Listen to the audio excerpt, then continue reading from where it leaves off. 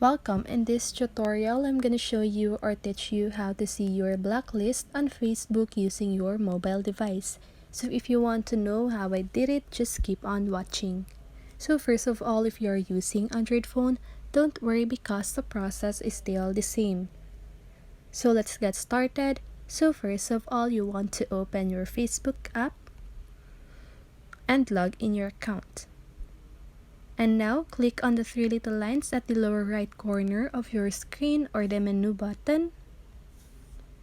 Scroll down until you see Settings and Privacy. Then just go ahead and click on that. Click on Settings. And once you're on Settings, you want to scroll down until you see the Audience and Visibility section. And under that, you can see the blocking option.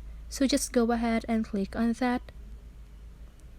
And then here you can see your block list. But as of my account, I don't have any user here on my block list. So when you have one, you can see his or her profile here. Okay, so that's it. That is how you see your blacklist on Facebook.